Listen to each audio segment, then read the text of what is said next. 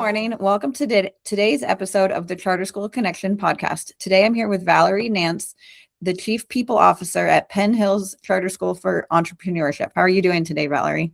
I'm great. Thank you so much, Jenna. Thank you so much for being here. To start with, tell us a little bit about you, who you are, and how you got into the education industry. Yeah. So my career in human resources started in 2006, so 20 years ago, at Carnegie Museums of Pittsburgh. And like most people who go into HR, I did not aspire to become an HR professional from childhood. We all seem to kind of fall into it.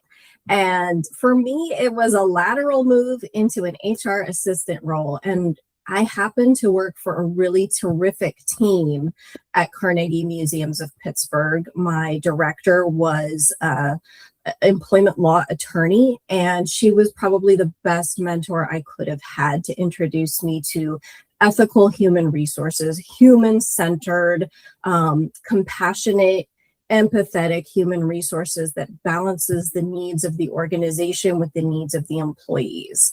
And so that gave me my foundation. How I wound up in education was such a lucky chance because I worked at the Carnegie Museums for a number of years, and then I moved into the insurance industry, construction, real estate, and a very brief period in medical field, and got laid off. And when that happened, I reached out to my contacts, my network, Robert Half, and they got me a temporary position with Penn Hills Charter School of Entrepreneurship in HR as the HR coordinator. Someone had gone out on a medical leave of absence, and she was anticipated to return, but I ended up, she wasn't able to come back to work, and they ended up hiring me, which was a great circumstance for me. And I've been there for 8 years now. Oh, wow. That's awesome. When they hired you, was your title Chief of People? No. My title when I was hired was Human Resources Director. Okay. And how did it change to your current title? Or is it essentially the same thing, just a different name? Yeah, I was promoted last year. So just really looking at our organization and how we are growing, we added some positions to the C-suite for the organization. And so that's been quite a privilege. And the organization has invested in me in wonderful ways. I was able to obtain my Society for Human Resources certification, senior professional certification, as well as they invested in a Master of Jurisprudence degree from Tulane Law School. Oh, wow. So that's awesome. Yeah. Looks like you've definitely done a lot and made the most of a path that not many people ever aspired to, but you've definitely made it yours. And it sounds like you've been very successful. What has been your favorite thing about your position and your time at Penn Hills? I love our school culture. I feel so privileged. It's rare. I think, usually when you work for an organization, it's pretty insular. You have your fellow employees, your colleagues, but with a school, it's a whole community. It's a beautiful thing. You have the families, you have your students, you have your colleagues. And then our school, we're so focused on partnerships and networking. So that's a beautiful thing, to be able to interact with other charter school professionals, to go to conferences, to interact in an interdisciplinary way with educators and to learn from them. It truly is a learning culture, and it's so exciting. That's awesome. And that leads into my next question. Now, you said the culture at Penn Hills is something special, but what makes Penn Hills so special and so unique?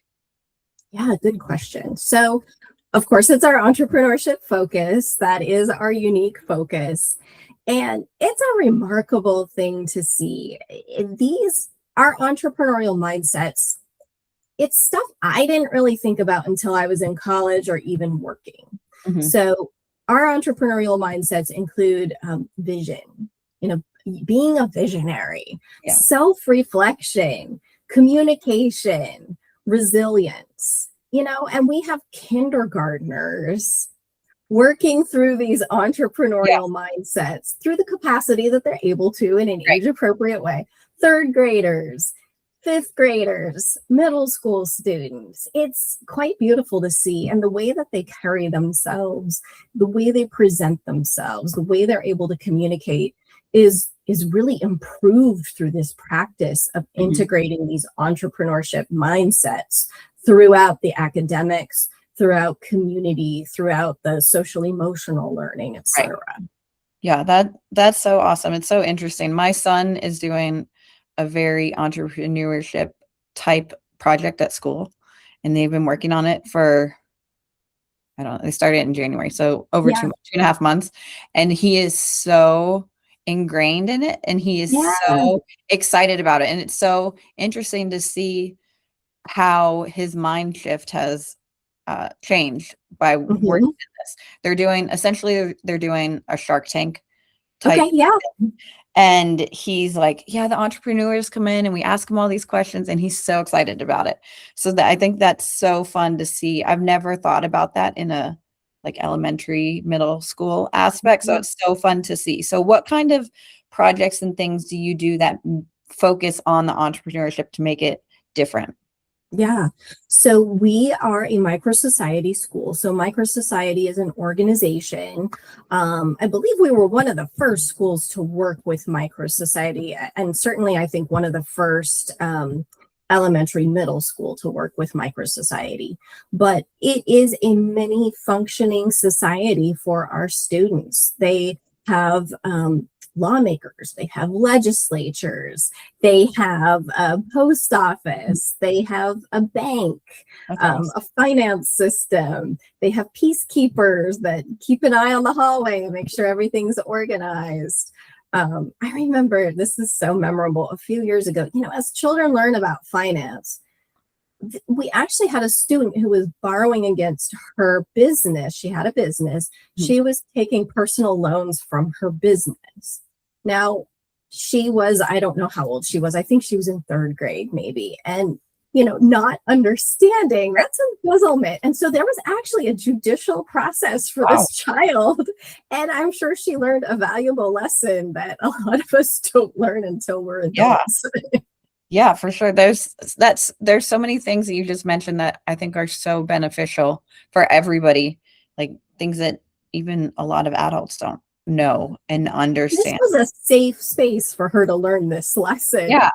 That will impact her the rest of her life. It will. She'll never forget it, and all it's going to do is benefit her. That's so fun. Have you seen a lot of things like that with students where they've had these like lessons that will be lifelong lessons from learning like entrepreneurship focused at such a young age? We're at the point now where a lot of our students, where we are seeing students that graduated from our school reach adulthood, because we're fairly new. We were established in 2011. And so now the kids who were in 8th grade when I started, I think they're 20 now, which just blows my mind. And it is amazing to see how these students still feel connected to our school. And I think that's kind of rare for students to want to return to their elementary, middle school. They're coming back to our school. We have an alumni night every spring. We do have a few students who've carried on their businesses from their time at Penn Hills Charter School of Entrepreneurship. We have a young lady who has a beauty business, and she's been pretty successful. That is so cool. That's so interesting. It's so inspiring to hear like such young kids continue on with something and like make it a lifelong project. That's so awesome. And you've talked a lot about the community and people loving to come back. Are your parents highly involved with the school? We're very lucky to have an active PTA and parents that are really involved with our school. That's something that we're very fortunate. That's awesome. I think that the community always makes such a big difference. It really does. And they add so much. They add their expertise, their knowledge. I know as human resources, I really value when we're able to have parents involved with the interview process. Right. And I train them, and they get to be part of the interview panel. And that's such a valuable perspective. Yeah, that's awesome. That's so interesting. What makes do you have like a very unique interview process? Yeah, well, I will tell you, I give credit to my network always, because none of us is in a silo. None of us is successful completely on our own. And so, I think I added a lot when I started with the school to the interview process and the recruiting process, but we can always improve. And recognizing that teachers are shopping for a job as much as we are shopping for teachers, and getting that cultural fit is so key. Yes. So you want to ask the right questions to really hit on what is required. Who is our student population? Are these teachers the right people to meet the needs of our students? Are they going to be willing to work with our students and understand our families? So we have a school visit. That's a very important part of our process. This was borrowed from Renaissance Academy Charter. We belong to a consortium, and our CEO is able to travel between charter schools as part of his work with this consortium. And Xavier Herring, I'll give her credit. I had a nice long conversation with her after Dr. Jones visited Renaissance. And she said, it's an all-day school visit. That's what they were doing at the time. And so we borrowed that model. Awesome. And so the teacher gets an opportunity to shadow. They get an opportunity to meet with different members of our school community, as well as the interview. So that they get a holistic sense. Is this the right fit for me? Yeah, that's awesome. I think it's so important to make sure you fit the culture and everybody, because you don't want to hire somebody and then obviously there's always bad hires, but if anything you can do to prevent, never have that perfect silver bullet. I wish I could find it. Yeah, never. It sounds like that's very helpful, especially even from like the teacher standpoint, to make sure they fit in on the culture. Do you have very culture specific questions you ask, or are they very open-ended and you've just been doing it long enough that you can tell if they fit the culture or not? We do a lot of scenario questions, and a lot of this stuff is pulled directly from the archives. An example of a type of classroom management issue that would be common within our school. Present that scenario. How would you handle it?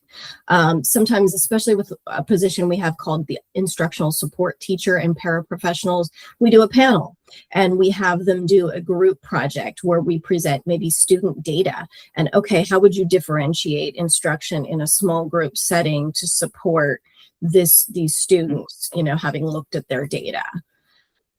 That's awesome. That's so interesting. It's so fun to hear how different people interview and different people do their hiring practice. So with your interview process, what do you look for in your teachers to find the right teachers? What are, I don't know, 3 of the top things that you're looking for? Oh, that's a hard one. So certainly professionalism. always. That's kind of a low-hanging fruit, but certainly professionalism. And I think, I'll give an example. We recently hired a woman, and on her school visit, I'm walking her through the halls, and this young man, his face lit up, and he said, Miss A. And he ran up and hugged this is an 8th grade boy, ran up and hugged this woman. And she lit up. It was this very emotional moment. And I said, how do you 2 know each other? And apparently she had worked at a school that he had attended in the past. Wow. He remembered her. Yeah. And just seeing that connection with the students is critical. There was another teacher that we recently hired, and we brought her into the classroom, and naturally teachers are going to be nervous when you're interviewing them. She was going to give a mini lesson to a group of 7th grade students. And a lot of times they're nervous. They're just kind of sitting there at the front of the room looking a bit frightened, not knowing what to expect. She was just shaking every kid's hand, introducing herself, just so excited to meet and interact with these students, ask their names. Sometimes a candidate will forget to do that just because of the nerves. Right. So things like that, where you see the connection with students, is really key. Yeah, that's awesome. That is so important, because I think, at least from a student standpoint, it probably makes such a big difference if they feel connected to the teacher and encourages them to learn more. So how do your teachers and you inspire the students, like with school, with life, with everything? It sounds like you focus on a lot of like student teacher connection, but is there anything else that you do as a school to help inspire the students moving through their different stages of life? I think it's genuine belief in their greatness, their excellence. And we also talk a lot about future orientation. And we believe in their future. We believe in what they're able to add to this world, that they're going to do wonderful things no matter what it is that they do. We just got to help you get there and support you on your journey. Yes, I agree. I think that's so important, and let the kids know like you're caring about them long term. It's not just on the day or just on the test.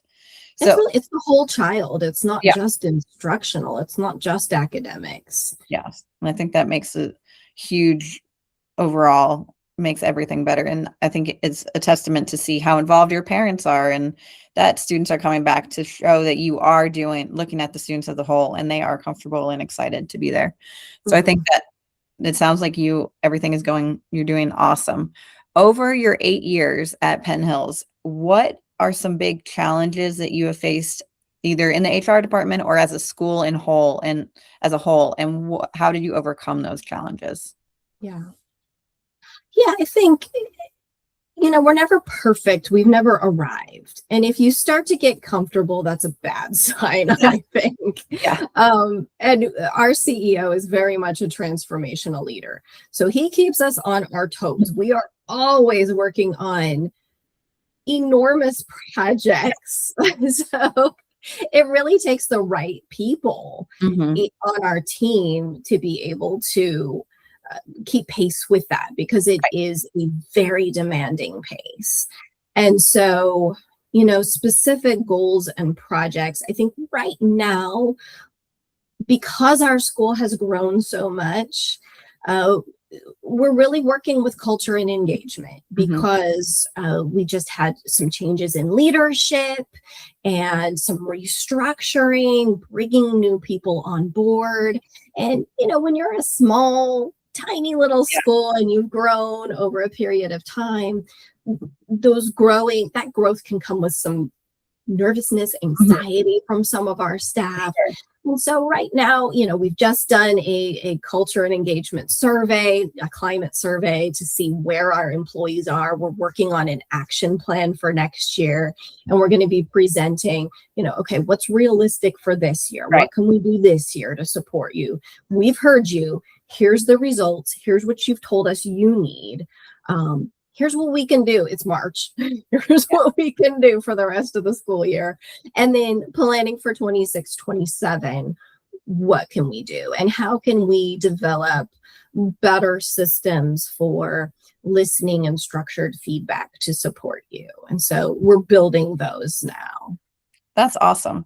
I know you talked about the next couple of years. What do you envision seeing where Penn Hills will go in the next 5 or 10 years with all these projects that you already have and transformation and everything? A big goal of ours, and it's been a goal since I started in 2018, is opening a high school. So I think that dream, we're shooting for fall of 2027. Great. That's a super exciting goal. That, again, having to let our kids go in 8th grade it pains us because we know we can do so much for them and take them into, post-secondary education. And that's been our dream. And so that is definitely the next big step. But again, thinking locally, because that is a big lofty goal. Again, keeping that culture, keeping our engagement, even as we grow, because building out a high school, that's going to tax our administrative team. And so how do we maintain culture and engagement as we reach these lofty high goals and add staff and get bigger? Right. Yes. Because you don't want to grow too fast and lose your sense of culture and who you are. So that makes a lot of sense. It's definitely a challenge, but it sounds like you have a very good laid out path of how you want to go, and you've very thoughtful, making sure you've got everything figured out. And culture sounds like it is a huge focus. So I think you'll do a great job with that. What is some advice that you have from an HR standpoint for anybody looking to open a charter school? Ooh, I think network. You are only as good as the people around you. If you silo yourself, or if you think you're so smart and you have all the answer, you don't. None of us do. And the charter school community is full of some of the most brilliant people I've ever met. I mean, everybody is so smart, but you will never be good enough on your own. So you have to trust your network. You have to have a network you can trust. I'll say that. Trust your internal partners, your external partners, your board. Bring on the right experts to support you, not just your friends, but the right experts, people who will challenge you, and be willing to be vulnerable, self-reflective, know where your weaknesses are, be willing to express what they are, and bring people on board who can help fill those gaps. Yeah. That is all really, really great advice. You've mentioned networking a couple times. And you mentioned like conferences and organizations, but where have you personally found the best ways to network and find those people that you can bounce ideas off on and learn from, like Renaissance, like how you learned about their interview? Like what is your secret to networking? Yeah. And it's funny because I was an extremely shy child and had a lot of social anxiety. So it's kind of hard to believe where I am now. But you got to do it. You got to put yourself out there. So Pittsburgh Human Resources Association, from an HR standpoint, it's an outstanding organization. I've been on their board for a couple of years now and been a member since 2016. But then from the charter school space, I put together a little group of folks within the Pittsburgh charter school community, HR people, because HR in a school is different than in other industries. Right. And so we really rely on each other. Provident Charter School, Environmental Charter, Propel. I also reach out to Urban Pathways, Urban Academy, Manchester, and other schools in the area. But we have a little email group, and we're always emailing each other. Hey, I have this question. I have this scenario. How would you handle this? What's your policy? Do you have a template? We're just always helping each other. Also, the Pennsylvania Educator Diversity Consortium is an outstanding group. I recommend for anyone in Pennsylvania. That's a tremendous group of some of the smartest people I've ever encountered, and made a lot of terrific connections through that group. That's awesome. Legal counsel. HR needs to have a strong relationship with legal counsel. I recommend you've got to bone up your legal education. If you're not focusing on that as an HR professional, you need to. You don't necessarily have to go to school for it like I did, but there is so much free legal education out there. Law firms are constantly offering free webinars on HR topics. Littler, Ogletree Deakins, Jackson Lewis used to do a series. Clark Hill does seminars and they're free. So get that education, because as an HR professional, you need to understand the law and how the law is changing, because it's always changing. And make good friends with your legal counsel, because you don't know everything and you need to reach out to legal counsel for help. Yes, I think that is all such good advice. It always helps, I think, to have that group around you that you can bounce ideas off on and make things better. For the legal, I know you went to school to learn about the legal side of things, and you talked about being really close to your like local legislators. What is some like things that you hope to see change in the charter school legal side of things? Like what things do you see that need to be changed, or you want to have changed, or would like to see? Good question. This isn't necessarily a law change, but I would like education about charter school funding, because there is a lot of misunderstandings about charter school funding, and that is detrimental to what our mission and our focus is. And it's detrimental to our communities, our families, and our students. Because we're all taxpayers, right? So we're all invested in understanding where the money's going and what it's for. And so your tax dollars are funding charter schools. You should understand what that means. And there's so many misconceptions about charter schools. They're taking away from the districts, etc. The goal for all of us should be to educate our children in the best and most appropriate way for that child and their family. Yes, I agree. I think it's so hard to overcome these negative stereotypes and things that people hear. Do you have any ideas of how we could, as a charter school community as a whole, try to break some of these negative stereotypes? Yeah, I think it's about community. We can't silo ourselves off from the community. Bring people in. We really are community hubs. And I know certainly Penn Hills Charter School of Entrepreneurship aims to be, we're not just the school on the hill. We want to be a center for people to come in. We rent out our facility for rentals. Teams can use our fields for, their athletics. So I think through interaction and community building, partnerships, people will begin to understand. But you can't silo yourselves off. You have to put yourself out there. Have conversations like this one. Our CEO is very intentional about, he's in the news a lot. Has a good relationship with the media. And so that's really how you dispel these misperceptions about charter schools. I think that it's great. And I think as a community as a whole, we can continue to work together to make sure that things just keep getting better for kids and overall. Just charter schools, public schools, private schools. Absolutely. I think there's definitely a lot that we can do. So I think that's all really good advice for everybody, and just keep that conversation open and keep it going. What are some of your personal goals at work? I know, as you said, as a school, your goal is to open a high school, but do you have any personal goals from the HR side of things that you are focused on? Yeah, good question.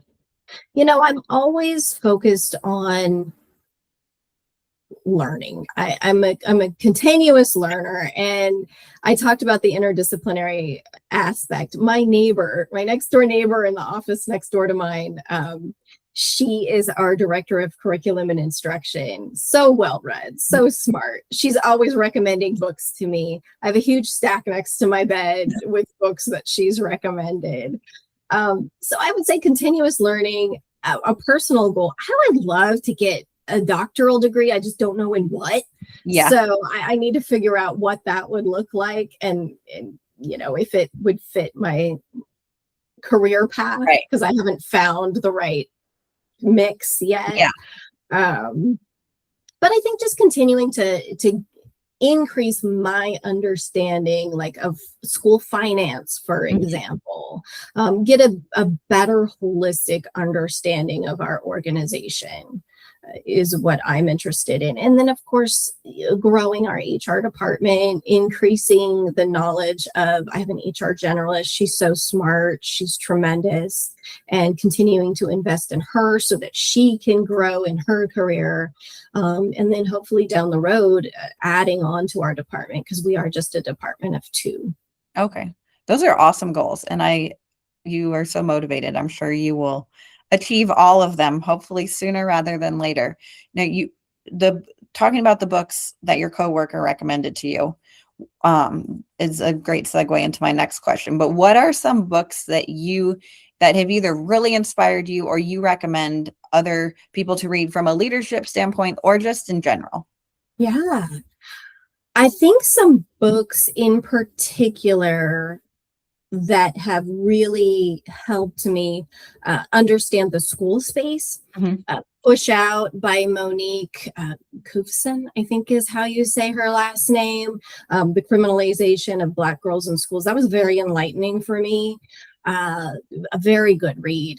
Restorative Communities, From Conflict to Conversation.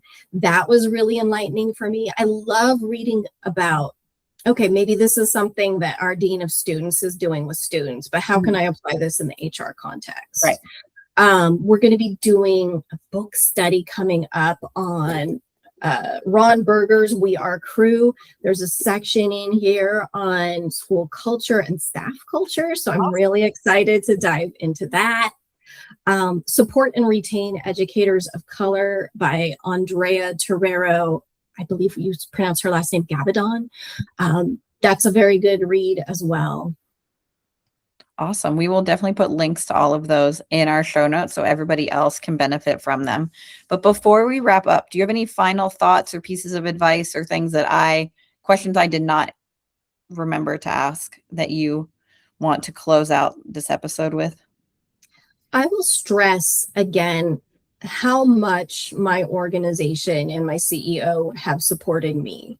I couldn't have accomplished what I did, and we couldn't have accomplished what we did as a school if my organization didn't pour into me. And I know that there are a lot of organizations that don't feel like they have the funding or the resources, but please rethink how you're investing and supporting in your people, because the dividends will pay off. Yeah. And, I wanted to get my human resources certification for 10 years before I could do it, because my organization supported me. I couldn't afford it, and no school or no organization that I worked for prior to working for Penn Hills Charter School would support me financially towards that goal. And so please think about how you're investing, not just in HR, but in your organization and your people as a whole, because it will pay off.